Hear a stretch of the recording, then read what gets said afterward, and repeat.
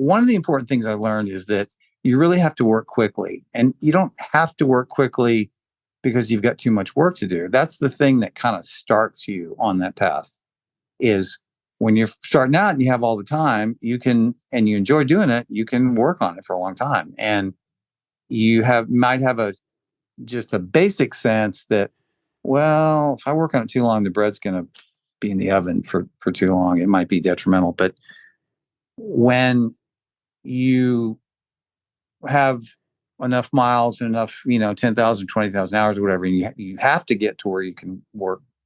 You have to work quick because there's no other way, because you've got 3 projects you got to do today, and there's a shitload tomorrow. And you just kind of like, you take a deep breath and go, okay, that feels good. And boom. And then when that stuff goes out the door enough and you get good client feedback, you go, okay, well, I don't need to spend hours on each tune. And so, and then the next stage is you find out that not only do you not need to spend a bunch of time on it, it's better if you don't spend a bunch of time on it.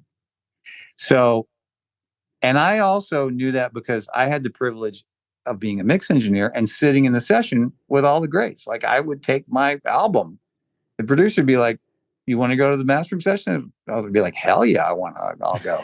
So I many times with Brian Gardner and Chris Bellman and Bob Ludwig and Ted and, Greg Calby and all, and none of those guys spend more than 10 minutes on a tune.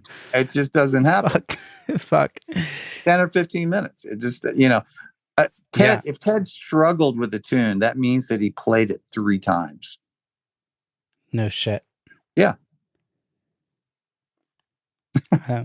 That's crazy. And part of that, there's 2 components to that. One is experience, but digging deeper into the experience, it's accumulating many different little conceptual tools. And that's easy to see. Like, okay, I need to do it long enough to figure out all these different plugins and all these different strategies for all these different situations. But then there's even one above that goes, this mix is never going to really be all that. It's a waste of my time to try and make it into something it's not going to be. Yeah. And that is like Jedi level. That's like, do what you can do and do it expediently. But if it's going to be a black hole of trying to remix this guy's thing, you just fucking make it as loud as you can make it and go on to the next project. And I don't know how many people you'll hear say that, but that's exactly what happens. Yeah, that makes a lot of sense. I mean, I spoke with John Greenham, who did the Billie Eilish record and the big one, the first one. And he was telling me, it's like, there's no time to really think about it after that. It's just, that's it. So it's done, And I remember being like, whoa, that's crazy. Like this massive record, that was just kind of like, it's almost like an afterthought. It's like, okay, yeah, I did that. And then, okay. And that's it. Cause like you said, next day you got a bunch of other projects lined up and there's no time to think about whatever else is. Absolutely. But I also don't want to give anybody that listens to this the impression that the experienced people don't take it right as far as it can go, because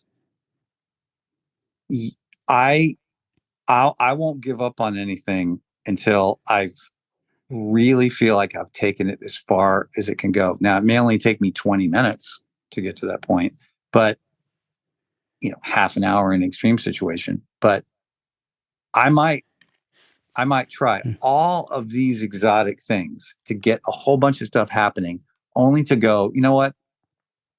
That's not really making it better. I'm just going to blow off all that stuff and little 10K, little 100 hertz and make it. How loud can I make this fucker?